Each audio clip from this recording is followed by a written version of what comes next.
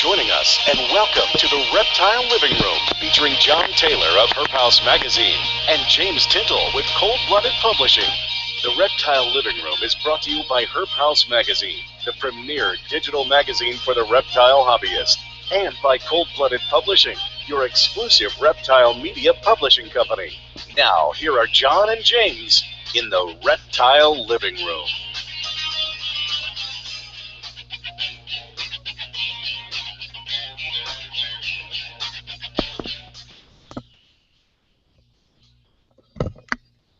Good evening. Welcome to the Reptile Living Room and another broadcast of the Reptile Living Room, I should say. We're the only independently produced and distributed live reptile broadcast available today.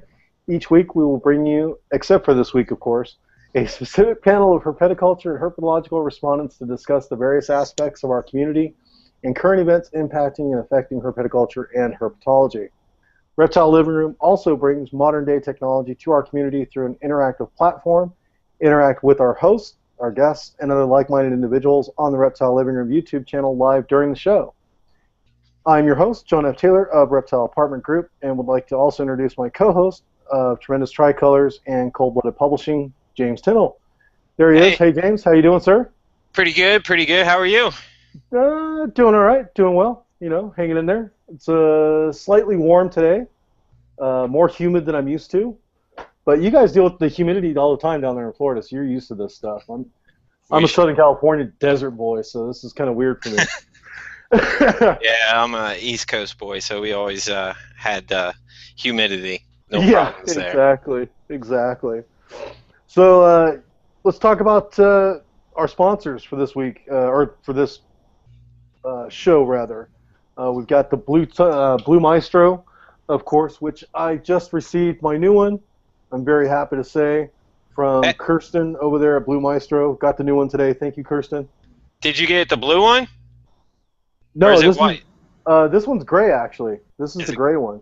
It's the gray? Yeah, actually, you know what? I should turn on my light. I forgot about that. I'm sorry. I'm a poor host. One moment, please. That's all right. I'll fill in for you real quick.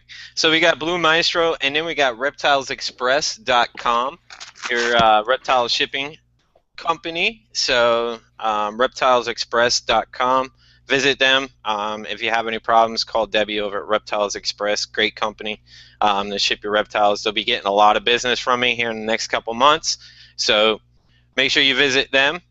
We have herphousemagazine.com or herphousemag.com, another sponsor for the show this week. And Herp House just had another issue come out, a little late this time, but better late than never, and it's actually a really good issue.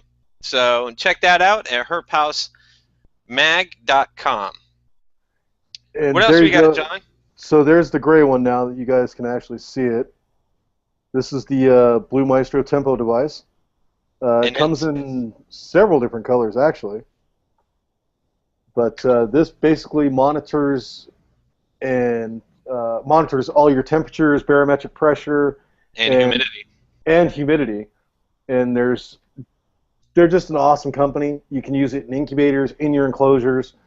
If you're setting up a new reptile room, like I did just recently when I moved. Becky and I moved to another location here in Canada, and I used the Blue Maestro to set up the reptile room to find out what room in the home was actually the most conducive to housing reptiles in it. And worked great. And Jimmy, you're using yours in your incubator, and you're saying you've had a really excellent experience with it as well.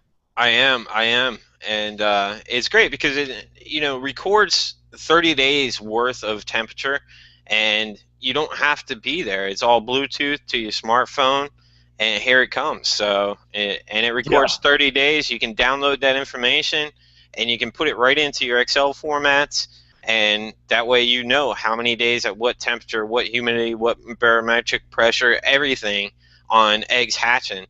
It'll be great for chameleons, leopard gecko eggs, some of the tougher eggs like the spider tortoises that we covered in a previous show. It'd be great because they have that cooling period mid-incubation. So it'd be great to see the curve, the temperature curve when you're incubating those eggs.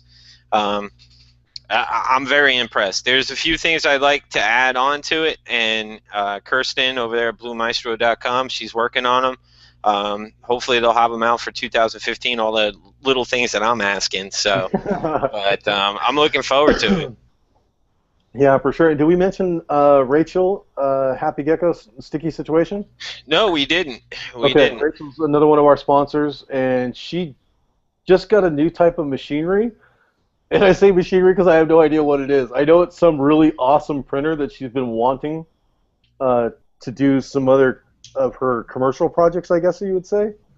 It does like perforated cuts or something, I don't know, but it's a really awesome project that she's got going over at Happy Gecko Sticky Situation. She can create, I don't know, thousands of stickers at the drop of a hat, and she's working on T-shirts and just all kinds of magnets and all kinds of stuff. Just really cool. Really great lady over there at Happy Gecko Sticky Situation. Also, Natalie Beto, Wildlife Illustrator, is another one of our sponsors. And oh man, did she come out with a great tarantula piece. I just saw that on my news feed on Facebook, and I was like, holy cow, what a great piece she made. Yeah. Our refrigerator now looks like a zoo as well, because we ended up getting a bunch of magnets from Natalie in the mail, and yeah, our whole refrigerator looks like a zoo. It's just awesome. So once again, thank you to all of our sponsors. NERBC as well, Brian Potter. I know it's a little early yet, but Tintle is coming very, very quickly. Tintle Park is coming, and I believe, if I'm not mistaken, I just saw a post from Rachel that she will be attending Tintle, if I'm not mistaken. Great. So if you're in Tintle Park area, NERBC, definitely check out that show. It is definitely one of the hottest shows out there today. Yeah, one of our other previous attendees on Reptile Living Room, Tel Hicks, will be there as well. Oh, wow, he's going to Tintle. Yep. Holy cow. Yes, sir. He'll be there as well. So Tintle is definitely a great show. Great show. I've heard all good things about there, and you may see me, and I don't know if you'll see Tremendous Tricolors or ColdBlooded Publishing, but I'm going to try to attend this year. One part of you will be there anyway, whether it's ColdBlooded or Tremendous Tricolors, right? Yeah, me and flesh and blood, so hopefully I'll be there. Awesome. Now, not to beat a dead horse, but I still want to talk about your new latest hatchlings that I'm still jealous over. The wacky gray banded king snakes is what James called them. They're technically the coffee. Let me see if I get this right. Coffee line aberrant gray banded king snake. You got it. Get it? Okay. Yeah, there's a very, very short treatment about the snakes on reptileapartment.com if you guys want to check out some exclusive photos that have never been published before in regards to the snakes that Tremendous Tricolors has produced, specifically the coffee line of aberrant gray banded king snakes. And James was kind enough to also author a full colubric corner article on that same species in herpetology.com, or in Herp House Mag Volume 4, Issue 3 this month, which is released and on the site. As well as the Tuatara article in there from Tony Jones. We have Lily Knight talking about how to pick the best reptile or invertebrate pet. And there's Sean McCormick. His second part of the article is now available in the magazine. And the first part, in case you missed the inbreeding and reptiles, which caused a little bit of controversy in herpetoculture with Sean's opinions on inbreeding. That article is now, the first half of that article is now free and available on herpetology.com for free. Great. And I'll have the links. John, you'll send me the links, and I'll post the links on my Facebook page to the release of the article, and also the other article that you wrote on the wacky gray banded kings on reptileapartment.com. Yep. So I'll post those on my Facebook. You guys can follow me. And talk about Facebook, kind of what this show's all about tonight. But before we get into that, I have to do this because I'm pretty sad that I'm not there. IHS is starting this weekend, so if there's anybody watching that's at the IHS, please send me pictures. I Yes, want to see it. And if you can voice record any of the talks, be my guest. I'd love to hear them. yes, please. Jim and Kristen are out there from Kentucky Reptile Zoo. Philippe Devogely is out there talking about his new crested gecko book, if I'm not mistaken. Anybody who's anybody in herpetoculture is, the named individuals that we all grew up and respect. They're all practically all going to be there. It's Yeah, and really an incredible event. that's why we don't have any guests on the show tonight. So it's just you and I, huh, John? Just the That's the two way of it us? looks. Just the two of us, Which is kind of good because I think this is more like something that you and I want to do for IHS, this show, and hopefully I'd love to put a slideshow together and actually submit it and maybe get out there, because I think it's a topic that we all need to really look at, and how herpetoculture actually grew, and with internet and the amount of content we have available to us nowadays. So before we go any further, our black screen executive producer Chad Burns is sitting behind the black screen tonight. Chad, you gonna say hello to the world tonight? Yeah, I guess I could do that. How's everybody doing tonight? Say hi too. So Sorry, man, we don't forget about you. You do a lot for us, and we appreciate you being behind the scenes there. Sorry for not introducing you in the beginning there. But so anyway, so John, Yes, so sir. we have social media and the pros and cons in herpetoculture, and I'm sure a lot of our audience can actually attest to tons of these pros and cons that we have. Yeah, for sure. And I know the strong feelings that people have in regards to social media, specifically when less than savory subjects come up. And this time I'm specifically referring to, and the tortoise incident is what I'm going to call it. Evidently, there was two female teenagers in the state of Florida that decided to, Only in Florida. Once again, Florida's in the news. yeah, decided to torture a native tortoise to its demise. At least to my knowledge. I have not and will not be viewing the video. I know Chad didn't watch it either. I think James actually may have made it through somehow, the whole thing. I didn't make it through the whole thing. Okay, so you watched part of it and got. Yeah. I got to the point where she actually threw it down the street, and that was it. I had to turn it off after that. I couldn't watch anymore. Okay, so on this topic specifically, because somebody in someone on my friends list on Facebook brought up a really good point, which tackles this specific subject. What those individuals did was wrong and abhorrent, to say the least. The law and legislation will catch up with them. It might not be tomorrow. It will catch up with them eventually. Now then, by sharing this video, it's a double-edged sword.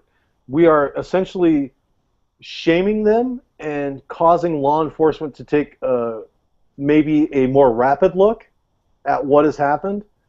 But on the opposite side of the coin, or sword, however you want to look at it, we're also promoting the cruelty to animals by sharing it and encouraging it, because that's why people, well, at least in my opinion, that's why people do those things, is because they seek attention. And by sharing it and blowing it up on social media, you're giving them what they want. Yeah. What's your take on that, Jimmy? Absolutely. I mean, the attention grabbing, but the whole thing is it's negative attention, and Right. It's not good attention at all. And it always bases on parental responsibilities. in my eyes. I mean, I'm the father of 2 girls, so if they post anything like that, I will literally turn them in quicker than they could say hello, because if I see something like that come across and I'm a parent, it would be taken down immediately because I have access to their account, and they would turn themselves in. So I mean, it's just about parental responsibilities. I mean, if my daughters do something wrong, and if it's that abusive, I mean, they literally abuse that animal. Yeah. Period. I mean, we all do things when we're teenagers that we kind of regret as adults. I mean, I get it. But this day and age, you can't videotape it and promote it like it's something big. No, and even making mistakes as a teenager, to me, making a mistake is not torturing an animal. That's not making a mistake. I have to think that there's something actually, for lack of a better term, mentally wrong with that individual. And we all know the studies say that, sociopaths start out torturing small animals. Is that a fact? Seems to be. Right. Absolutely. I don't want to stick with this No, I don't absolute even. topic any further because it makes me sick to my stomach. It does. And you're really going to get into something that's personal responsibility between parents and children, and True. I mean, it's really a questionable, but the act. I mean, the act is horrible, and then promoting it on social media is even more disgusting. I kind of sit on the other side of the coin though, where if we don't get it out, if we don't share it, then we don't have 10,000, 20,000 people contacting FWC to go after these 2 kids. Right. I wrote a letter. I attached the video and wrote myself a letter to FWC, and they're wanted. Yeah, they are. But it takes us singing it to actually do it, and we all know we can't always share it by email and keep it hidden. But I definitely think that by sharing it, you're playing, tossing juggling a ball or tossing a coin. But I see the shares as more of a positive thing, especially if it gets a reaction out of people and they actually contact their legislator or contact somebody, to get things going. So that's true. That is totally a valid point too, Jimmy. I would have to agree with you there, because if it wasn't shared, FWC may have not ever seen it. Mm-hmm. So, but anyway, like you said, let's get back to the beginning. So, herpetoculture before the glory days of the internet, or if we even can call it glory days, because we have various opinions on this. So, when herpetoculture started, an analogy that I like is when herpetoculture started, it was like essentially 5 guys at a coffee shop, that all liked reptiles and started breeding reptiles for whatever reason. I don't think anyone at the outset had it in their mind this is going to make me $1 million overnight. I think it originally started as people keeping and learning about the reptiles and how to keep them properly and how to get them to, breed in captivity. But then you brought in, or more people came in, and with more people comes obviously more problems, more conflicts, more issues. And then on top of that, you add the internet, and now we went from 5 to 10 million people, all with various opinions, all with various views. There's too many cooks in the kitchen, is basically what it boils down to. What's your take on it, Jimmy? Do you think there's too many cooks in the kitchen now to even try to be successful in herpetoculture and social media, or do you think it's possible? I think it's possible. I do. I mean, with so many cooks, the standalone person, the stand-up person is going to stand out, and he's going to rise above the crowd. And we've seen that I mean, guys that have been in herpetoculture for years. I mean, they're in this category, you know, kind of above everybody else. And I hate to say it that way, but you know, they're looked up to. They're looked up to all the time. So I think there's a lot of growth still left in herpetoculture itself. So Yeah.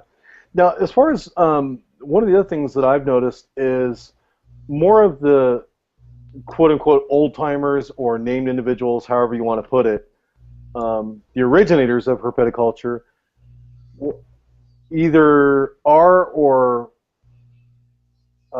seem to be slow adopters to social media and technology. What's your take on that? Do you think that, you know, do you see more older individuals coming in, or do you see them staying away from the technology? What's your thoughts on it? actually, you know, they stayed away for a while, you know, Yeah. on forums and stuff like that. They kind of stayed away from the social media spotlight. Mm-hmm. But social media is where it's come to. I mean, we went from, you know, having reptile friends in a group going to herp societies, and you know, they were small, 25, 50, 100 people. Some of them were larger back in the day, of course, but Mm-hmm. and then we moved into technology of computers and internet and into forums, and you know, the more advanced guys and the old timers, I hate to call them that, or the godfathers, or however you want to say it, but they moved into the forums fairly quickly, and they spread their, you know, knowledge and information around fairly quickly in the forums. Mm-hmm. But they kind of, you know, they're kind of staying away from the social media stuff. But you know, then again, there's some that are into the social media and into apps and into smartphones, and you know, bringing it all, you know, every aspect, and it's great. I mean, the content, depth of content, I mean, is there. But the problem is, how do you distinguish from the good content and the bad content? How do you distinguish from a knowledgeable person and an unknowledgeable person when you're sitting behind an avatar? And you know, that actually brings up my number one point whenever I'm talking to someone about social media, that I learned from Chris Brogan of chrisbrogan.com. Stop using a damn avatar already. Stop using baby pictures, or you know, a picture of a tattoo, or don't use anything in social media that's not your face. Because when you go to a reptile show, people aren't going to look for the Reptile Living Room chameleon to be walking around the show. They're going to be looking for James Tintle or John Taylor. Now, if Jimmy and John only have the Reptile Living Room Live chameleon up everywhere on social media, no one's going to know what we look like, and no one's going to know who we are. It's just a simple fact. And this point was actually perfectly shown when Becky and I were doing a drive up to Halifax, I believe it was, or up north somewhere. The car broke down literally right after the toll road. Gate went up. We started to pull forward. Car made a weird noise. Air conditioning compressor went out. We pulled into the parking lot and started making the phone calls for tow trucks, what have you. A gentleman was walking by. I noticed him, but didn't take any specific notice of him. And he's like, "Are you John Taylor?" I might be. Who are you? Turns out it was one of my friends from Facebook, and we had never met before in my life. And he recognized me from being on social media and using the avatars, or using my photograph instead of the avatars. So that's another way, point of contention for using actual live photos and not avatars and baby pictures and. Right, and I think Chad has a similar story too. We were talking the other night. Chad, you wanna tell the story? Or you want me to tell it? I have no idea what you're talking about. Didn't you say that you were at a convenience store and a young girl came up to you and had asked you, If Oh you were yeah, yeah, that was a while ago. Yeah. when we first went on air, it was Hmm. we were only live a couple weeks, I think 2 or 3 weeks, and Chad had called me on the phone. He's like, "Man, you'll never guess what just happened," and he had a similar situation, John, same as you. I haven't had that luxury yet, but I, I get the ones. Hey, you're the Snake Man from school, so I have the little Yep. Yeah, I kids get from that all the school time. calling me the Snake Man. But absolutely, John, we have to show our face. If you're going to hide behind an avatar or hide behind a digital image, um, when people go to the shows, they're not going to know who you are.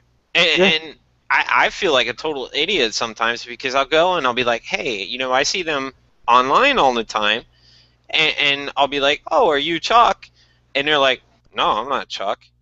Well, you have this company. Oh, he's here, but he's off someplace.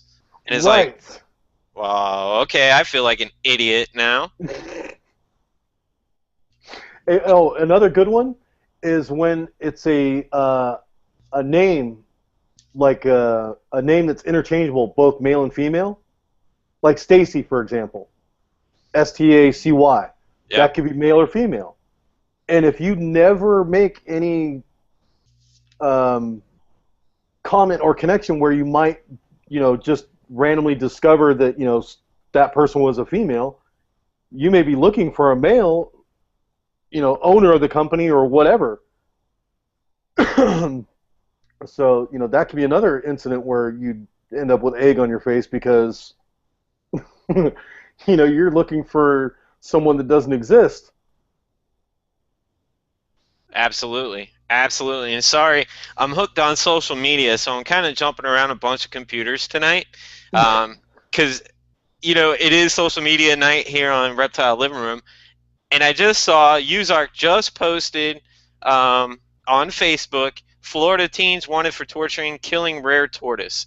So there's a new update out there. A slew of complaints followed the video's posting on July 15th. By 9:30 this morning, 2,866 outraged people had commented on the post, including some who said they were from Clay County in northeastern Florida. So those comments offered the girls' names and addresses as well. So I mean, right there, right there it tells you 2,800 people were out there just posting their names and addresses for these girls to be found. So sorry, I just had to put that in there. But sorry, John, didn't mean to cut you off. No worries, no worries. I get you. Yeah, and then we have, other. Gosh, there's just so much to cover. I'm not even. Oh my gosh. So outside of using the regular avatars or regular photographs for your avatars, what are some of the other best practices that we've been using that we found that work out real well for our companies, Jimmy? Well, a lot of the pros for companies and also for hobbyists and the mediocre to advanced hobbyists is the access to the scientific world and the scientific papers that come out. We have a ton of access to a lot of information that we typically wouldn't have never had access to if it wasn't for the internet, and it's spread around more easily on social media because it's just a bunch of links and it could drive you. But business wise, I mean, gosh, you just reach out. Doing demographics just on Facebook, and I've done the demographic research for Australia, Japan, Germany, the UK, Europe, United States, Canada, and there's like 14 million people that like reptiles. Jeez. So that's 14 million people your post can possibly ever be seen by.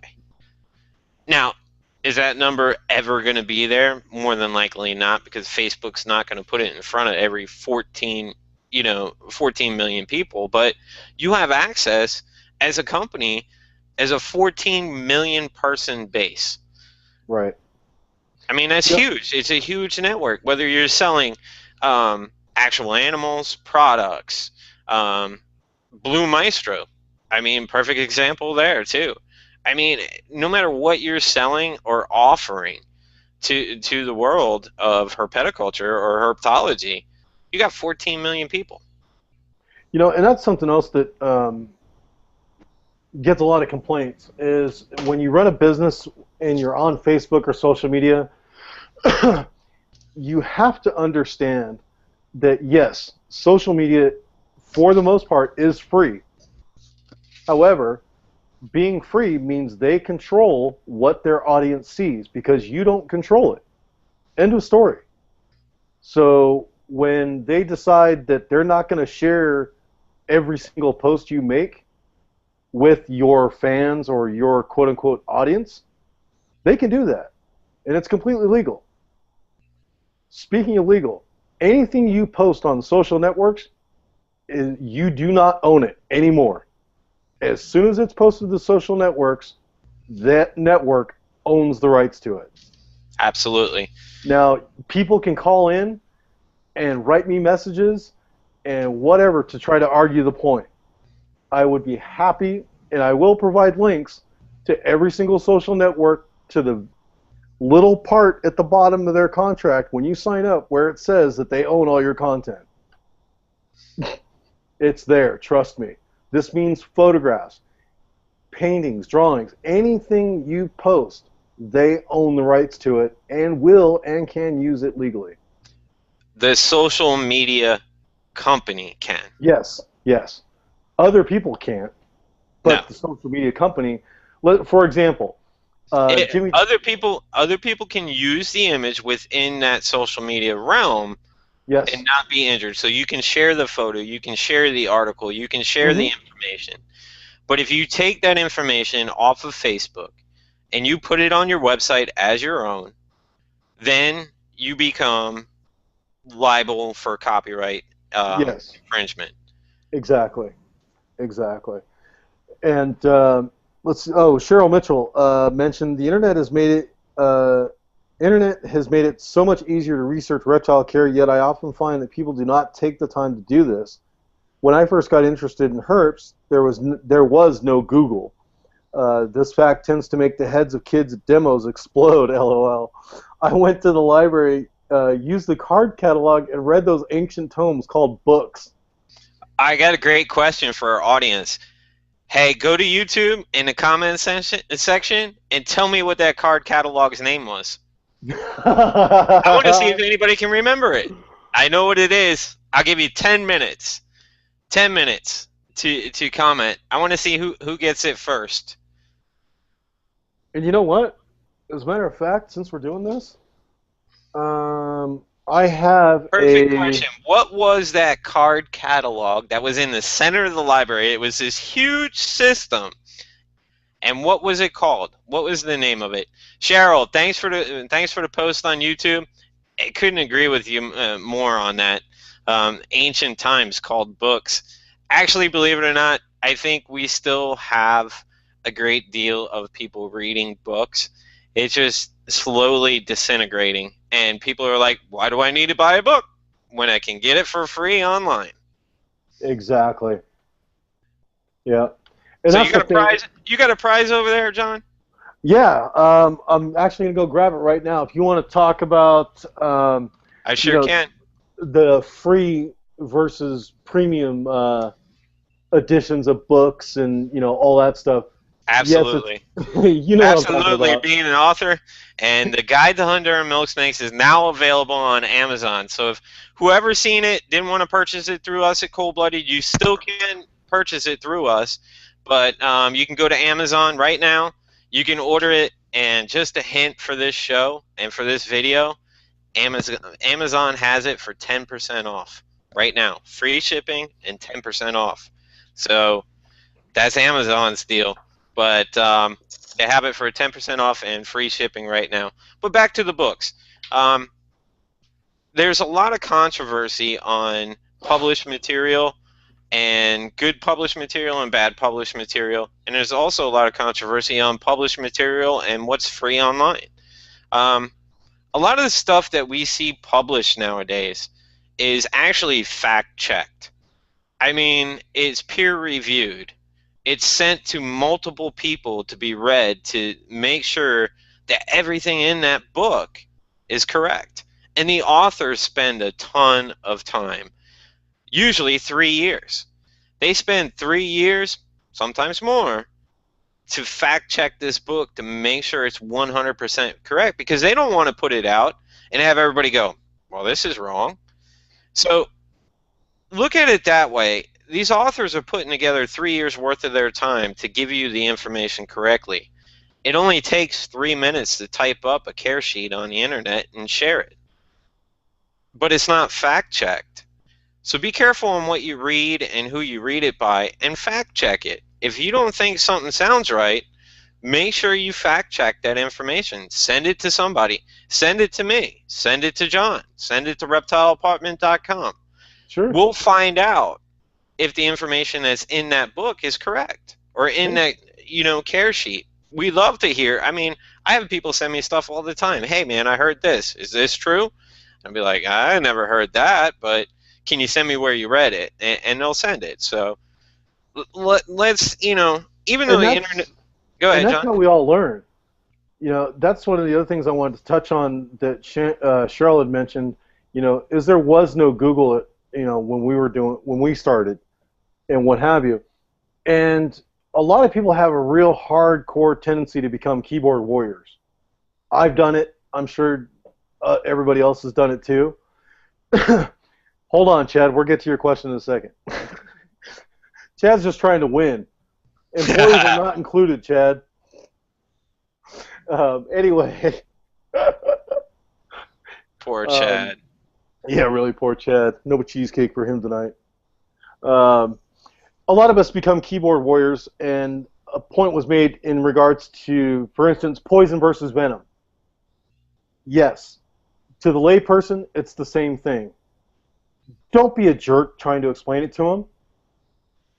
Just tell them. The correct terminology is venom when it's injected from an animal versus poison which you eat, drink, or inhale. That's all you have to say. You don't have to run them up the flagpole, 15 ways a Sunday to get your point across. You just need to explain to them that there is a difference. Send them the paper. Yeah, exactly. Send them a paper that explains it. Send them the article. I mean, it's as simple as that. It's as simple as, if you don't believe me, here it is in writing in a science magazine, or here it is in writing on a science website, or here it is in writing in a PDF format, is published through a scientific journal. I mean, right. It's as simple as that. So if you're going to make a comment or a statement, back it up. I think right. I'm big on starting to do that. I mean, a lot of people probably haven't seen me online as much as what I was, a couple months back, but I will be making sure everything is fact checked and adding article links to everything I comment.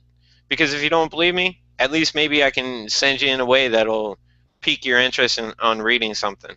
Yeah, and that's not to say that every person out there is going to react in a positive manner to you being professional in how you correct them, or however you want to put that. They may flip out. It's okay. It's the internet. No one's going to get hurt. Turn off the monitor. Walk away. Is it really that serious where you're actually going to sit here and have word exchanges over the internet? Absolutely. I mean, come on. So anyway, here is a product from one of our colleagues over there. It's still in the package. This is a John Ziegel custom snake hook. Hey, I'm going to answer the question right now. Hang on a second. Let me go to YouTube right now. And first comment, I know the answer. So what do they have to answer, John, for anybody that just tuned in? So the question is, there was a cabinet full of cards in the old library. Can anybody tell me what that was called? What was that called, except for Chad? What was that called? That cards, all those cards in the drawer that we had to go through back in the old days. Go to YouTube right now, comment, and you can win that great John Ziegel snake hook, and we'll ship it to you. Yeah, for sure. We'll ship it right to your house. Anybody want a snake hook? Go right to YouTube right now. Chad, make sure you keep an eye on YouTube and put it up. Yeah, as soon as somebody answers correctly, that'll be the winner, yeah? Or do you want to... Absolutely, the first person to answer correctly. Okay. First person. And, you know, it's basically just internet etiquette. You know, I think that's something that we should cover, James, as far as when you are a business and being professional, you know, you need to be professional. You need to have the etiquette. You need to have the business mind. Actually, I'm going to call out a friend of mine, Hang on 1 second. Uh-oh. Who posted that, Chad? I can't see. Cheryl Mitchell. Really? Oh, man. Cheryl Mitchell wins it. Cheryl's got it. All right. Congratulations, Cheryl. Way to go, girl. And you know I'm just giving you guff, Cheryl. Congratulations. We'll ship that out to you probably tomorrow morning. Well, actually, it will be tomorrow morning. Make sure you send us your mailing address and stuff, and we'll get it right out to you. Cheryl, please email that mailing address to reptileapartment@gmail.com. And thank you, by the way. And yes, she is correct. It is the Dewey Decimal card catalog. All right, back to etiquette. So yeah, business etiquette and being professional. Brooke Sheridan a while back told me something which I try to remember a lot. Not everything that you think should come out of your mouth. You can think it all you want. You just don't need to say it out loud. And we all do that. I mean, I'm notorious for that. Definitely notorious for it. Oh, yeah, just ask Becky. Open mouth, insert foot, right? That's what my father used to tell me. I do it at least 3 times a day, as far as I know. I'm sure it's more. Becky would be able to answer that for you. You know, the other thing is, you know, make sure you think about what you say, but also be courteous to everyone online, because you never know who's behind that avatar. You never know who that customer may be. That guy may buy a ton of stuff from you, and if you take what he says in groups or takes what he posts on his Facebook page and hold it against him, well, you may lose a customer. And I'm not talking, I mean, if they're doing stuff that's not great for the hobby, that's a different story. Yeah, if they're doing illegal stuff, obviously don't support that person. You know, I mean, go to that person and tell them, hey, you're doing stuff that you shouldn't be doing. Right. And the thing of it is, too, I mean, when you're at a show and you're selling animals at a show, do you question who you're selling them to? I mean, I don't. Some of the animals I will, but I don't always question who I'm selling them to. If I have a question, I may, but even online. I mean, you know, I really don't question. I hope everybody that buys an animal from me puts it in the right environment and takes care of it, but, you know, there are people that don't. But we don't always, you know, have an application for all our customers at a show either. Right, right. You know, and even at shows, you know, it just takes 5 minutes to, you know, start a conversation, you know. Have you ever owned a milk snake before? Have you ever owned a bearded dragon before? You know? And now that alone will let them, they will be engaged in speaking with you. And it's not just to make the sale, it's just common courtesy. Because you should care about, you know, what you're doing and the animals that you're selling. And if a buyer doesn't question me, I oftentimes will walk away. Simply for that fact that it's obvious that they just have no, you know, have no vested interest in their animals. But on the same side of the coin, if there's 20 people standing at the table crowding and all trying to talk to that individual at the same time, that individual's not going to be able to give you the time or ask and start conversations with you. So, you know, you got to be a little bit aware of what the surroundings as well. And we have a comment somewhere? No. Oh, okay. Chad just sending me a message through our messaging system. Oh, gotcha. Sorry. So yeah, so the other thing about inside company is no posting your company's business, back-end business online. I mean, if you have partners in the company, each partner, I mean, if it's going sour, neither one of you bash the other person. It just doesn't look good. No. And hopefully everybody respects each other enough to not do that. But, that's the other thing. Keep your company issues within the company and held privately. I mean, Yeah. I've seen tons of stuff where I'm not going to buy something from somebody because of what was said or within the company. Mm-hmm. For sure. And now, excuse me. Try and pull up my topic list here. I got sidetracked and lost it. I apologize. And then the other thing is utilizing social media for the good of a company. It can actually hurt a company too. I hope that if you're a customer of a company and you get shipped a product or an animal that you're not happy with, you don't go to Facebook, tag them in a post, and bash the company without calling the company first or contacting the company to see if the company will resolve it. There are accidents. Things do get overlooked. There's problems with shipping. It's not the company's fault all the time. No. So don't just go and bash somebody online because of whatever reason. Contact the company. Have some emails. And that's where we come with the BOIs and stuff too as well. Yeah, and I've never really been a fan of the BOIs, and maybe, you might be able to change my mind on it, but it's like the BOIs essentially, or Board of Inquiry, Board of Information, however you want to put it, anybody and everybody can post there without any guidance, really.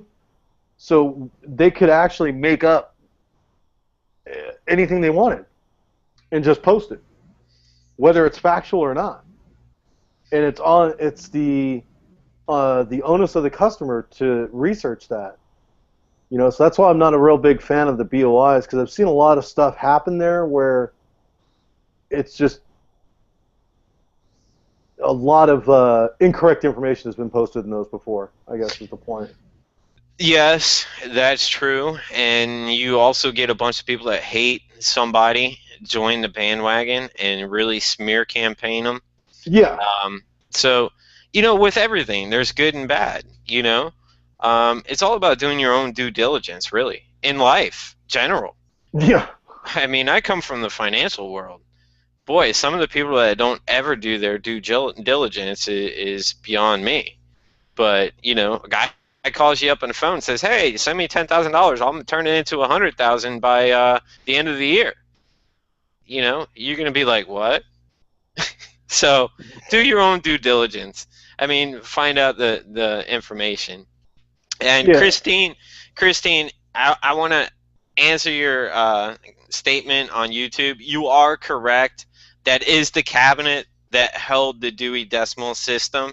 I was looking for the system, but you are correct. That is the cabinet. So just wanted to answer that for you. And thanks for watching again. I know you're a weekly watcher. So glad you're watching us live tonight. Awesome. Thanks, Christine. So what do we got next on the topic list there, Jimmy?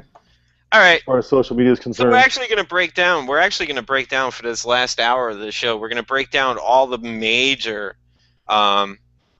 social medias that are utilized by herpetoculturists and people in the reptile hobby. And of course, the major one, the huge major one that I see is Facebook. Yeah, the 400-pound gorilla in the room. Absolutely. Facebook has exploded with the amount of people in herpetoculture. I mean, I've seen it. I've been on Facebook probably since 2007. There wasn't very many herpetoculturists on Facebook. There were groups. Don't get me wrong. There were groups. There were people you can get together, but it wasn't what we see today. I mean, people in 2007, 8, and 9. People were going to the forums and they were reading it like a newspaper. Now, where do we go? We go to Facebook. At least I do. I mean, that's the first thing. Facebook is probably the first one I actually go to in the morning and read it like a newspaper. Yeah, and me too. That's, Facebook is like the catch-all social network. It's pretty much what everybody's familiar with. Ease of use. It's just what is the secret behind Facebook, Jimmy? I mean, obviously we don't know the secret behind Mark Zuckerberg, but why are we so attracted to Facebook versus the other social media outlets that are out there, do you think? Facebook used to be a younger crowd thing, and it's kind of been more to the older crowd. And for herpetoculture, it's great because we're geared into learning information and learning from others, and that's the way herpetoculture always was. You're always learning from somebody else. Somebody's always working with something that you're studying or wanting to work with. So, Facebook is geared directly, really, towards herpetoculture, and it's there. And of course, it's the instant gratification as well. You get on Facebook, you can chat. While you're chatting, you can post in groups. While you're posting in groups, you can, see pictures come across. You have a moving stream. I mean, it's just constant, non-stop herpetoculture stuff or herpetology stuff, whatever you like. Oh. Now, on that topic, Jimmy, there's something I wanted to cover. A lot of people are concerned, specifically with Facebook, about, God, I see all this other quote-unquote stuff come across my newsfeed. I hate it. It drives me nuts. That's why I hate Facebook. We hear it all the time. Guys, there's a really simple thing. Create your own lists in Facebook. If you go down to the left-hand side of the toolbar, and there should be a spot under there where it says Friends, you can actually create your own lists. When you scroll over and it says More to the right side of the word Friends on the left-hand column, you can actually create your list and then go to those lists. You can only. Oh, go ahead. Hang on 1 second, John. You can actually share your screen if you like while you're discussing that on Facebook if you choose to. Okay. I just wanted to let you know that we can share a screen on the live broadcast. So if you would like to share your screen, you can. Okay. And before you go any further, I'd like to tell everybody, John and I are actually working on another Google Hangout that we're going to do live, and it's going to be an invite only. And it's going to talk about your business and social media and how to utilize social media in your business. And we're going to group it to about 15 people, 10 to 15 people, and that's it. And we'll answer every question individually. So we're working on that date. So if you have interest in it, send either John or I an email or post on Reptile Livingroom, fan page, YouTube channel, Google+, wherever. Say, hey, I'm interested. I want to learn how to integrate all these websites or all these social media sites into my business. So that'll be coming out soon. John and I are just working on the framework. So if you're interested, please contact us. Now back to you, John. Yeah, very definitely. And I'm not able to share my screen for some reason. It's being weird, not wanting to go over there. But most of the social media networks will allow you to create your own lists. And I believe I've written an article on that at least once on Reptile Apartment somewhere. I'll throw the link up in the show notes, but it's a very basic system. You just create the list that you want, and those people that are on those lists are the ones that will show up in your newsfeed. So you don't have to read all the other stuff if you don't want to. So that's the 400-pound gorilla of Facebook. You can also create business pages and obviously your own groups if you want to. How do you know how do we judge what's a good group and not a good group, Jimmy? Well, it's all about, the same as doing any kind of business, due diligence. I mean, you have to get in the group and be a lurker for a while to understand how the group is run and if it's something that you're gathering information from. Yes, it's not time well spent. I have to agree. There's many groups that are just, kind of dead, only have a few posts or whatever. But there are a lot of groups with a lot of knowledgeable people that do go in there and will comment if you post a question. So to pick a good group, ask your friends. Say, hey, what do you think about this group? Or, hey, contact the admins and say, really, how is this group really kind of geared? There's groups popping up everywhere. I mean, it's a micromanaged type of herpetoculture world on Facebook.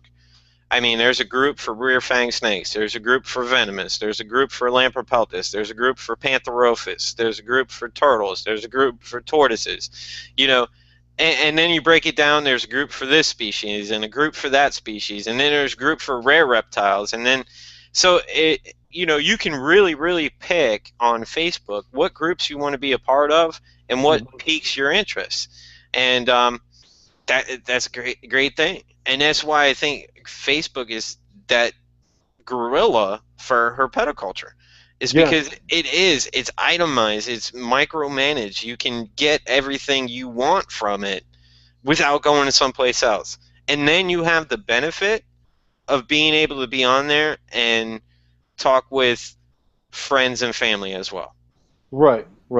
And Will Jones did leave a comment for us. He said, I find it surprising how many people don't buy reptile books anymore. I still buy reptile books regularly for reference purposes. And this is a really good point that he makes in his closing statement. You never know when a website will be taken down and gone forever. Yep. I have never heard a better reason to go out and buy yourself the Honduran milkshake guide. Milkshake. I'm sorry, I had to throw that in there, dude. That story about that lady was just hilarious. But yes, do buy the reptile books because, like our friend Will Jones said, God forbid, or whatever powers may be forbid, Reptile Apartment could go away tomorrow. I hope it doesn't, obviously, but stranger things have happened. I think Will makes a great point there. Absolutely great point. And it doesn't have to be because the website went away because of something somebody else did. That website could crash and nobody backed it up and the information is gone. So you don't have to say, oh, it'll be up there. But if somebody doesn't back up their website, everything could crash in a heartbeat. So great, Will. I never even thought about it that way, and it's a great way to put it.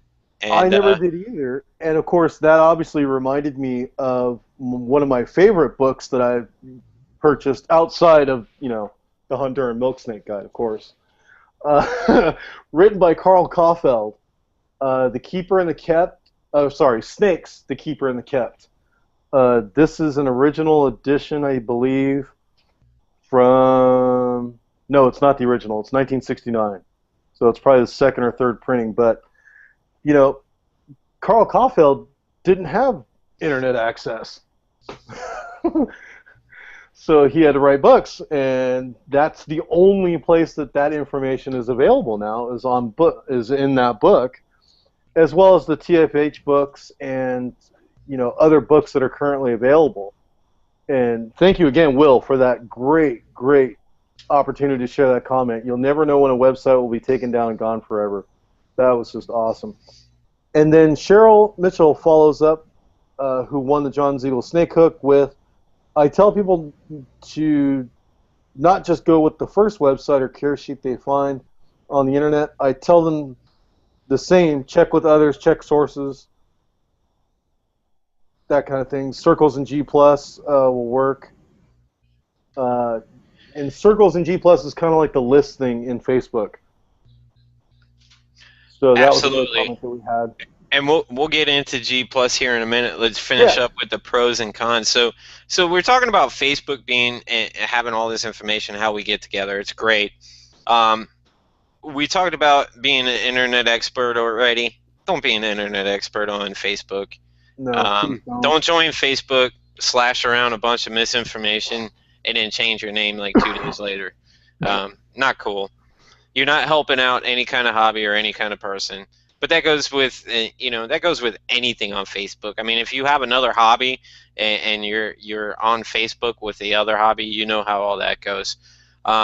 Let's jump into selling animals and products on Facebook, because we have brought that sales measure to Facebook. I mean, you just have that ability to reach such a bigger crowd on Facebook. And with selling animals or products, how do you know whether you're spamming or not? I mean, how many posts? How many posts can you make in a single group or on a single page or on your own timeline to sell an animal before you find that you're kind of like feeling like a spammer? I'd like to hear from our audience as well. I mean, if you have a single product, whether it be a single type of sticker or a single snake or a single product, how many times do you post that and within a single week? And do you post it multiple times, and do you feel like you're spamming? Or do you feel like, that person didn't like this, but he liked the other one? Or how come my friends aren't liking this one? Probably because they saw it about 10 times. But in the comment section, guys, I want to hear from you. If you make a ton of posts, how many posts does it take? Actually, that would be both of us. I would love to hear from our audience on that particular topic specifically, because like Jimmy said, if you're selling a single product, it's really hard to judge sometimes because we do have a lot of the similar circles. So, for example, when James shares his coffee line gray banded king snakes, how often do I share it? Do I share it in the same groups where James has already shared it? You got to pay attention to that kind of stuff, and it's really tough. Yeah, absolutely. I've had a hard time distinguishing what's spamming and what's not. So I really toned down. I used to really throw stuff out there. Now I kind of throw it out through my personal page, my business page, and then other pages. So, and then I share in groups or classifieds. I kind of stick to most of my stuff in classifieds, especially if it's an animal for sale. Unless it's something to discuss within the group, then I'll post that picture as well. But I try to stick for sale animals in the classified section. Just one of the things I'd love to hear from our audience to see what they think, because that's one of the questions, and there's no answer to it, and it's a huge gray area. For sure. So, now as far as selling animals, James, because you would have more experience on the seller point than I would for animals, do you find a marked difference in retail or wholesale sales when you do use social networks versus when you don't use social networks? Have you done that, what I guess the test, A/B split test, if you will? No, because what it is my wholesale animals are like my B grade animals. Right.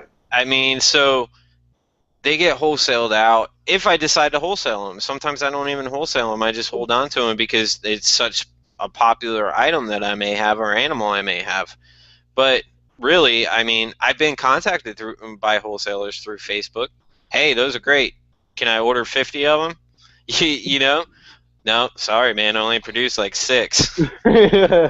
But, so it's one of those things that, really, I mean, you got to look at price and how you price stuff out, and look at what everybody else is pricing out. But between wholesale and retail, you know, there's there's a different price for everything. There's a price for online, there's a price for at a show, and then there's a wholesale price.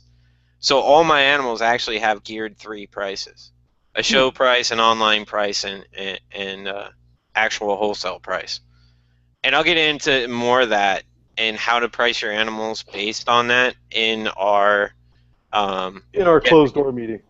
yeah, in our closed door business meeting, because Gotcha. I have that kind of worked up on an algorithm that people can actually do, and so we can actually look at that in our business Facebook social media meeting. Right, right. So, did you want to jump over to Twitter or? Actually, G let's plus finish plus? up. Let's finish up this with G plus, Oh, okay. because G plus is not as big as Facebook for herpetoculture. I find G plus a little bit harder to work with, but can actually help your business out a lot more. And the reason I say that, and a lot of people haven't been going to G plus, but the reason I say that is because in G plus you can actually act as your business and go in the communities and post as your business. Right. You don't have to post as your individual person. If Facebook did that, it would be so much better for the herpetoculture world, because you wouldn't have to take a business name, correlate it with the owner's name, and then look at what the owner posted in a group or on Facebook somewhere. So Google Plus is great for the business end of stuff, because we can take our business and actually go into the communities and groups on Google Plus and post as our business. So I like Google Plus a lot more. I find it hard to work with, though, only because I've been on Facebook for so long and it's just natural for me. Well, I think the learning curve on Facebook is definitely steeper than it is with Facebook. Why that is, I have no idea. It just, Google always seems to be more technical in their how they do things. But yes, definitely Google Plus or G Plus, as it's rather called, is really excellent for business workings and dealings with social media. Like Jimmy said, I definitely enjoy it, but it is slightly harder to get used to. Yeah, I agree with that. I'd like to see more reptile people over at Google Plus, but only on a business aspect. Facebook seems to be fine on a personal level for me, but on a business aspect, I'd like to see more G Plus. It's just me. Yeah, for sure. But so let's move on to something I know absolutely nothing about, because I really am never on it, and I hope somebody can. I've had people explain it to me, and I still don't get it. But actually, it's worked out. I've utilized it in other companies, so it worked out that way. But we'll talk about the little blue bird, Twitter. Yeah, let's see if I can actually get my screen to work this time, so I can actually. How many tweeters do we have out there? Because I just find Twitter pretty amazing. The amount of people that produce tweets and follow each other, but it's like an instantaneous comment or quote, and then you're kind of done. Okay, no, not tweakers, Twitter, Twitter, Yeah. Twitterers. So anyway, what we're looking at here is, if you see my screen there, is that clear enough, Jimmy, for you? Yeah, absolutely. Okay. So basically, Chad, this is. hang on one second. Chad, Oh, can sure. you see that? Post it in chat, Chad. Can you make sure you can see that, because I have them white boxed. Okay, so basically, this is Twitter. This tells you, the real basics. If we wanted to go and compose a tweet, hey, check it out. I am on, whoops, that was a direct message for some reason. This is what happens when I try to use a trackpad instead of a mouse. Hey, check out. Oh, here's one of the interesting things. Hashtags. Hashtag YT. What is a hashtag? Hashtags are I'll have Jimmy explain hashtags because he probably do a better job of it. Basically, it's a searchable word in any social network. Absolutely, and actually Google too. And I'll just give you a quick overview of hashtags and how to utilize them. So you post a beautiful picture of a bearded dragon. Hashtag it, bearded dragon. Because people will go on Google, will go on Yahoo, will go on Bing, will go on Twitter. They will post. You can actually go in the search bar, and you guys can do it now. Go in the search bar and just put in hashtag milk snake and see what comes up. It's a great way to micromanage the stuff you're searching. And it's a great way if you're a business or a person that's providing information to key into those people that you need to follow you or you want to reach out to. So that's pretty much the quick version of hashtags. Again, it'll be something. I can actually show an example here real quick, Jimmy, because I just created a tweet. It says, hey, check out YouTube. We're live, Reptile Living Room Live. So now when I click on this, what it's going to do is it pulls everything from Twitter with that hashtag YouTube word that I tagged in it. So these are all tweets with the words YouTube. It's a really simple way to search, and you could do the same thing with any word. Right, and any group of words too, so it could be a short sentence. Just remember when you're making the hashtags or you're searching hashtags, there is no spaces at all in the hashtags. So if you're looking for, let's say you're looking for the best snake, it's the best snake, all one word. And actually, we're going to go ahead and search that one now while we're doing it. I don't think there's any searches on. Oh, look, there's one. Pretty cool. The best snake, number BP3. Whatever that was. It was probably it could have been at a reptile show, probably. Yeah. But yeah, that's basically Twitter. And you can do direct messages. Yeah, it's basically an instantaneous messaging system. You're limited to, I believe it's 100. Is it 108 or 104 characters? I can't remember. But it's a really short amount. Oh, 140. Sorry, 140 characters that you can use. And so it forces you to write in very clean very clean sentences. You really have to use your imagination to attract your visitors, to actually get them to interact with the Twitter feed. And it's great for news feed as well. If you're looking for news and stuff like that, it's a great news feed. You can see over here the Malaysia Airlines, Ukraine. There's just all kinds of. Here's one from AR Conservation. The first Anolis proboscis born in captivity, along with the egg from which it hatched. And you'll notice that little link there, fb.me. That's a Facebook photo. So Facebook and all these other social networks will interact together. And that's something we'll probably cover in our business meeting as well. So Twitter used to be really huge for reptiles and herpetoculture. It still is, but it's significantly dropped off from what I've seen from when it originally started. I think it was a great start. I don't think enough of our colleagues caught on to it or found it just really annoying and stopped using it. One of the two. I'm probably going to go with the more annoying part, though, is people just didn't understand the concept of using Twitter and things like that. So. And that was me. I mean, I utilized Twitter in another business, and it worked out great because it was Right. instantaneous, and you could use hashtags, and you could use, different numbers. So when people woke up, they could hashtag, whatever that number was, and could find that post. If it was kind of secret but kind of public, you wanted all your customers to get it first before the rest of the world. So we always did that, but we'll go into that. The cons on Twitter, like you said, John, and that's what I find, is finding friends and finding people to follow. It doesn't look like you had too hard of a trouble finding followers.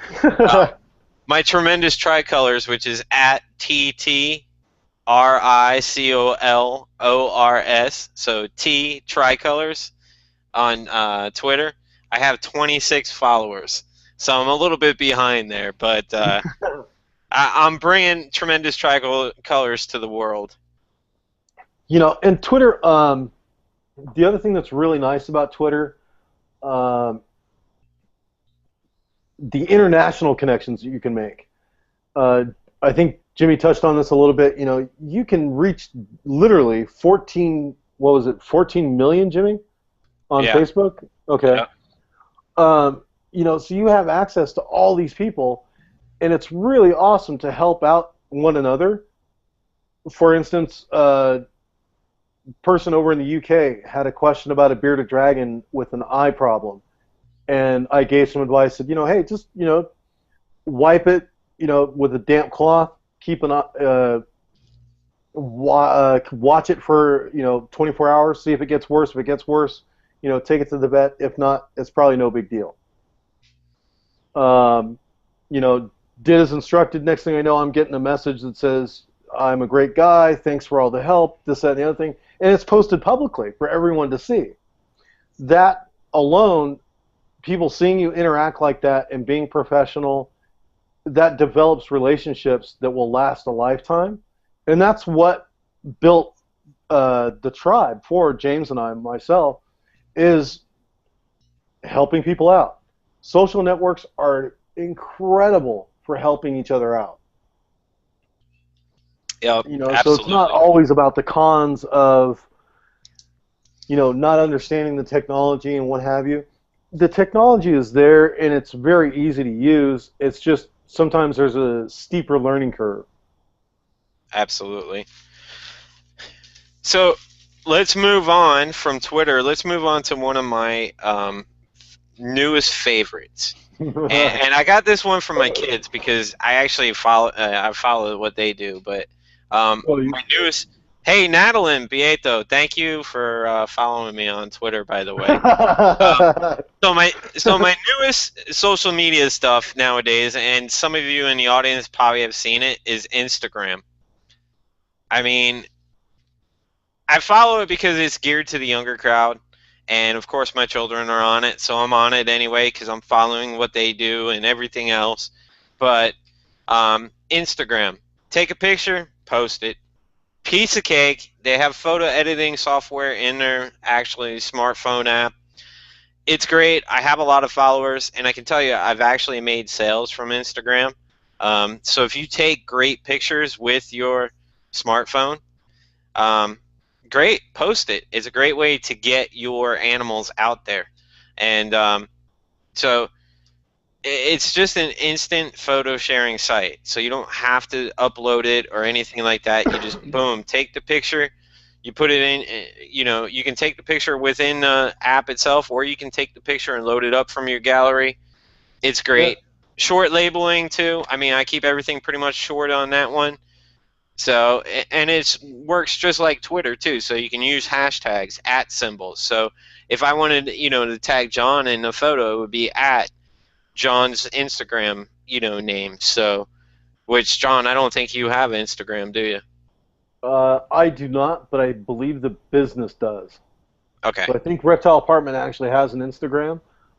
Pinterest is actually the big one for me. I don't know. I couldn't tell you the differences between Pinterest and Instagram. It was probably because I discovered Pinterest first. That's the reason I use it so much. There's actually no correlation between the two. Pinterest and Instagram, there's really no correlation. Instagram's just a photo sharing site. Isn't Pinterest a photo sharing site too? Yeah, but it's actually photo sharing from things that you found. Oh. So if you find something on the internet, you pin it to your board. If you That's find, right. yeah, and What it was doesn't another have one? to be a photo. It could be an article with a photo in it, That's right. That's and right. you just pin it to your board. That's right. But most of what's actually pinned are photographs, and that's why I was probably confused. Yeah, hang on one second. Let me just go ahead and pin you. Thanks. But Pinterest is good too. Yeah. So It's what do not you as good. It's not. what do you get out of Pinterest? A lot of newsfeed stuff. As far as herpetoculture, a lot of people will post their photos, whether it's animals for sale or animals that they find. Field herping would be a great use for Instagram. But I've also learned recently that there's some things with taking photos with smartphones and uploading them. Jimmy, if you wouldn't mind explaining that one more time for our audience when they're field herping. I'm not going to get in great detail because No. it's nothing huge, but when you take pictures with your smartphone, be aware that if you have your GPS settings available, that it does go into the raw file information of your photograph. So if someone knew what they were doing, they could find out where you were at. Absolutely. So you want to make sure that when you take your photos and where you share them, I think all the major companies now strip that out. I'll have to double check, but I know I was reading a couple where they started stripping them out of their apps. So when you shared the photo, there was no raw information on them again. I'll double check. Don't quote me on that though. Yeah, I'll have that for our business meeting though. Awesome, very cool. So yeah, we have Instagram, which is the photo sharing program. Twitter, Google Plus, Facebook. What else is out there, Jimmy, that we use currently? Actually, let's go into something else that I actually found, and I found it really great. And I think I posted it on my Facebook page, and there's been a couple people to follow me on it too. And it's Flipboard, and Flipboard is just like Pinterest, but it sets it up in a magazine style. So it gathers all the information. So if you want to follow me, go to my Facebook page, my personal one, James Tintle. I have the link on there, and I'll post it again. But it takes whatever I'm reading. If I'm reading an article, like I was reading an article the other day on climate change and temperature sex determination in animals. So I take that and I just flip it to Flipboard, and it automatically puts it in a magazine style. Now I named the magazine in Flipboard Herpetoculture and Herpetology because that's what I'm going to flip in that magazine. All my herpetoculture and herpetology content, articles, pictures, whatever, will be flipped into that. And you can use it as attachments to Google Chrome. I think you have apps for Mozilla and Internet Explorer as well. I mean, I'm a big Google Chrome user, so I don't use any of the other ones anymore. I used to use Mozilla, but since Google Chrome came out, it's just been too hard to get rid of. Yeah, pretty much. But Google owns the world. Let's just face it. But that's Flipboard. So check it out. It started for tablets and it's moved into smartphones. It's actually moved into computers, so you can actually view the magazines on the computers too. Really? Yeah, absolutely. Now, see, I was unaware of that because when I first started using it, it was only available for the iPad or like the tablet or the smartphones. Absolutely, but when they hit now that it's available on the computer, I may start using it again. Well, you need to get your Google Chrome extension because you can flip your stuff from Google Chrome too now as well. So you could just flip it all right there. Okay. And it's magazine style. Go ahead and talk, John. I'll see if I can pull it up and I'll show everybody. Well, I was just about to ask you, do we want to go into keeping track of all of these social networks yet, or is that we're going to save that for our business meeting in regards to? Oh, we'll just save it. Okay. We got to save some stuff. Yeah, you know. LinkedIn is another one that we use. LinkedIn, it seems to confuse a lot of people for some reason because it's more of a professional social network. LinkedIn is the place where you're going to post literally your resume, your business information, and what have you. It's not a place where you're going to post about your cute 4-year-old chasing the dog. People on LinkedIn don't care about that stuff. They care about breaking news in herpetoculture and herpetology, such as the recent discovery or recent naming of 2 new species of rattlesnakes. That would go on LinkedIn in a specific venom group. And the groups are typically on LinkedIn are closed to members only. You have to actually request to be a member of that group and then go through a process of being approved to get into the group and actually post. And there Jimmy is showing us the Flipboard. So let's jump over to Flipboard. Go ahead, Jimmy. I'm watching your screen intently. All right, so of course I flipped my own article I wrote for reptileapartment.com, but it was warm-blooded dinosaurs and mysteries. So it basically sets it up like a magazine. So you have also, can a bounty of females save reptile species from climate change? That's the article I was reading the other day. World Snake Day was yesterday, so I flipped that. And then here we go. So here's my article I wrote, and then here's the article I read, can a bounty of females? So it sets it like a magazine style, so you can just flip through it. And there's a couple pictures I actually flipped, because you can flip pictures as well. And then there's the garter snake article, and then World Snake Day here. Read this article, 3D. So it's pretty cool. Here's a picture by Rachel Winchin, Happy Gecko, Sticky Situation. That was in her article with moving. So that's pretty much it. You there, John? Oh, Chad, you still there? Yes, sir. I'm still here. Oh, Sorry. okay. I was just muting the microphone so I could listen and watch the screen. Oh, that's okay. No problem, guys. So that's kind of Flipboard. If you want to follow me, I will put the bit.ly link to follow me in on the YouTube, so you can actually follow me. I'll put it up there right now.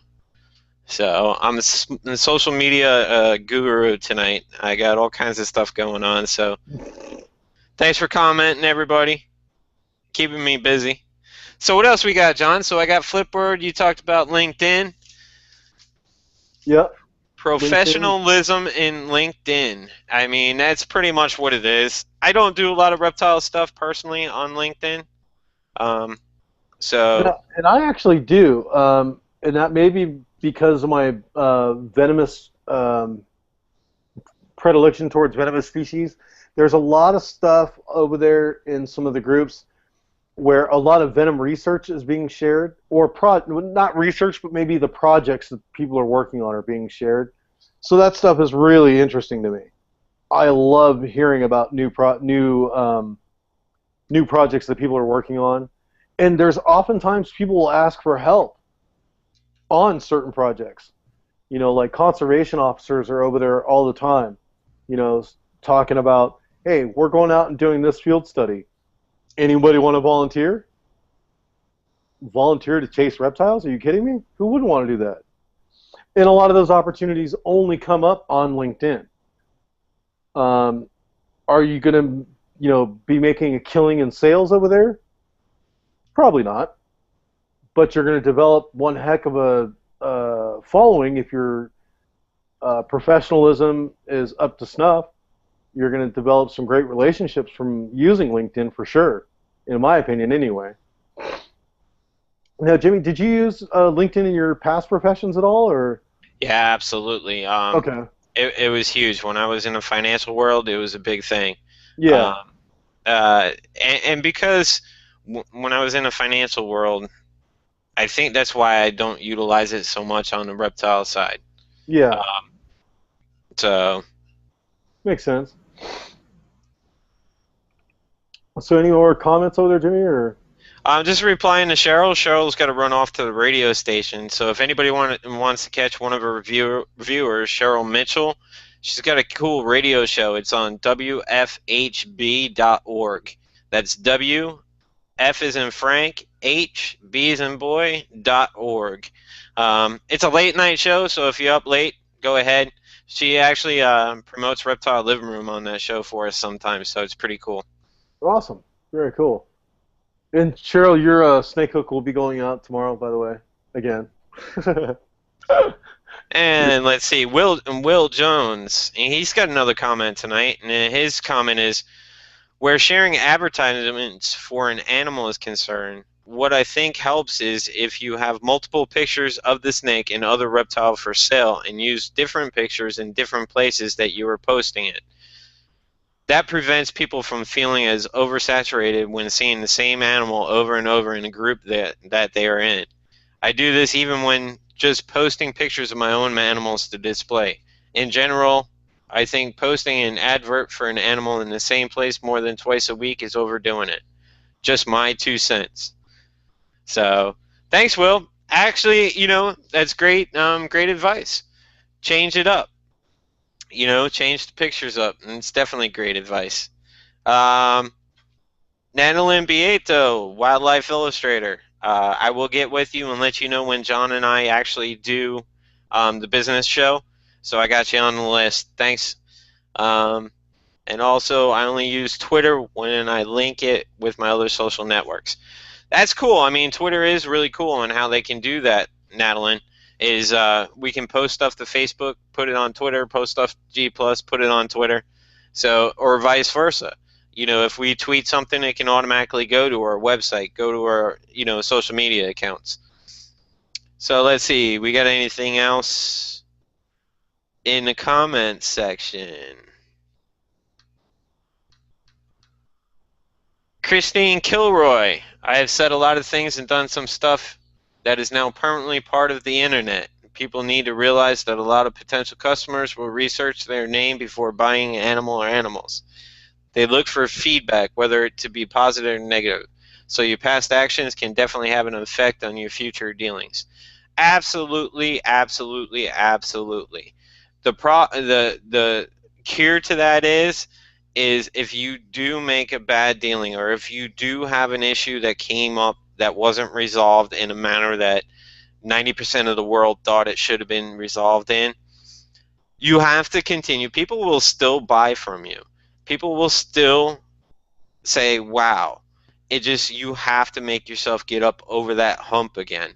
It's like breaking out new with a new company. So you're going to have to, they just put that gigantic hill in, and you have to get the credit. And if you're a good person and you believe in what you do, other people will believe in you as well. That's the end of the story. So it's just a little bit harder for your company to break out and do things. Everybody makes mistakes, so you just have to fix it later on. Yep. Exactly. And I think that's about it for the comments. Let's see who else we got.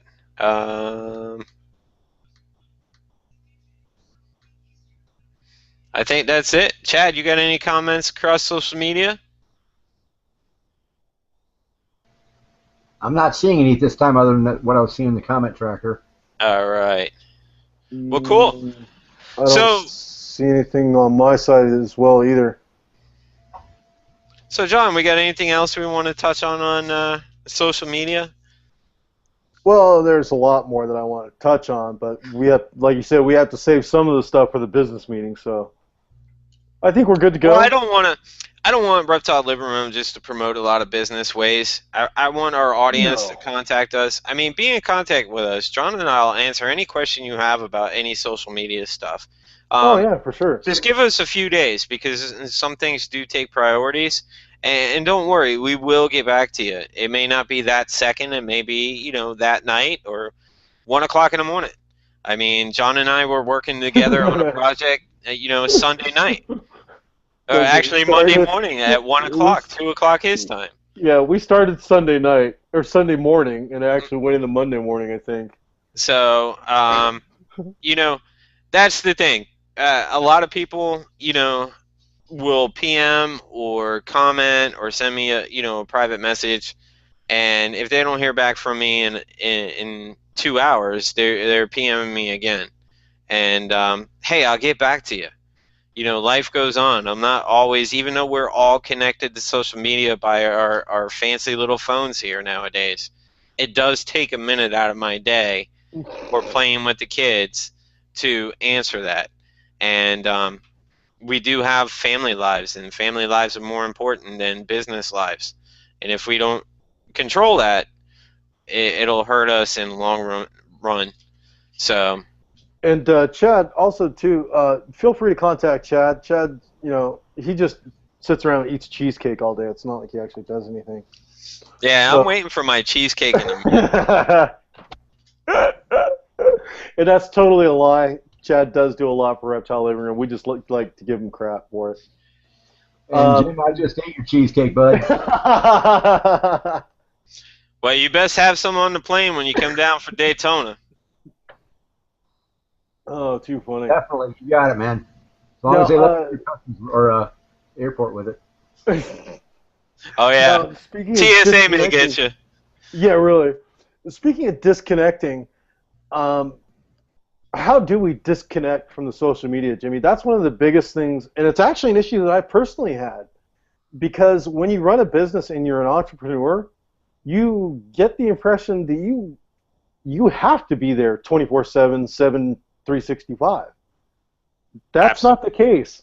You must disconnect at some point. Absolutely. And you know what? My disconnect from business and from computer business actually is my reptile room. That is my disconnect. Even though I do have my phone there, and of course I listen to podcasts and recorded versions, and but that is my relaxation. But I also have, I'm also a father, so there also has to be family time. And it's as simple as turning off the phone and turning off the computers. Years ago when we were kids, or even when our parents or our older generations, before even answering machines, come on, people, we used to call somebody and nobody would answer. We'd call them back in 2 hours. They wouldn't answer again. Well, guess what? They're probably out of the house, or they don't want to talk to you, because we didn't have caller ID in those days, so we didn't know who was calling. Exactly. And if the phone rang, it was something exciting because we didn't know who was on the other end. Now we know before we even answer it. We know who's calling us, and we can be like, oh, yeah, I don't want to talk to them. But I literally just shut my phone off, and I keep it with me, but just in case of an emergency, but I literally shut my phone off. And you have to do that as an entrepreneur in this business, or in any business, is you have to take that 6 hours or 5 hours to yourself, whether it's sitting in a park with a good book, or sitting on a swing with the kids, or whatever. You have to disconnect yourself from it. You can't always be available 24/7.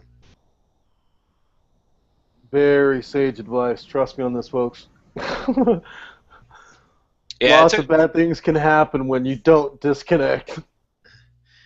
Yeah, I mean, being in business and, an entrepreneur myself, and, you have to take that time away and just focus on something else, because, greater ideas will come to you when you jump back into the business, when you come to the office. And that's what needs to be done. And with social media makes it hard. I mean, smartphones make it absolutely hard. I mean, you'll be sitting in a movie theater. I see people in the movie theater texting. And I'm like, are you watching a movie or are you texting? You're paying $35 to go to a movie, but you're going to sit there and text the whole time? You couldn't even tell me what happened in the last scene. But I'm sure a lot of people feel the same way as I do. Oh, yeah, for sure. My rant. Actually, there's something else I wanted to talk about. And maybe our audience can jump in on this. I took a class online this week, and I did it just because. And can you guys see that? It's ready. Introduce reptile early detection and documentation. So I passed this class, and it's put on by Florida State, and they give you a certificate of training, But it's a test. It takes about 40 minutes, and it's a test on whether you can identify venomous or invasive or non-invasive species. And basically, there's a post correlated, and this is how I found out. There's a post correlated with it. Apparently, Florida State now wants everybody to catch these Burmese pythons, and they have a training course on how to do it. So now, because you've taken this training course online, you're a professional Burmese python catcher. Well, no. I'm certified to actually document where I see them. You know, Burmese pythons, Nile monitors, stuff like that. Now, they have a hotline that you call when you see it. You know, a Burmese python, you call this hotline, and they will send somebody out. But last week, a few days ago, there was a news thing that I posted online, and I actually have to reply to everybody that replied on it. I'm really sorry, I've been busy. But I posted a news thing where they were actually training people out here in Lake Worth, Florida, on how to catch them. And there was some older people there learning how to catch 5- and 6-foot Burmese pythons. I don't know if I like it. I'm not a big fan of it because yes, you can give a rough draft identification course. Does that make it okay for those same people to go out and start grabbing snakes out of the wild? Well, hell no. Absolutely, but I don't think it's just grabbing snakes and identifying between, you know, here in Florida we have diamondback rattlesnakes and we have, you know, pygmy rattlesnakes. But what happens if one of these not so strong people get a hold of a 10-foot python or an 8-footer? I mean, it could turn ugly really quick, and I don't think it seems like a recipe for disaster. I don't think FWC really thought this one out. And we definitely would like to hear the audience comments on this. Please do hit us up. You know, email, Twitter, Facebook, wherever you see us. Let us know what you think of it. Absolutely. Now, Jimmy, when you were saying, you know, older generations, are we talking like Kane and Walker old, or?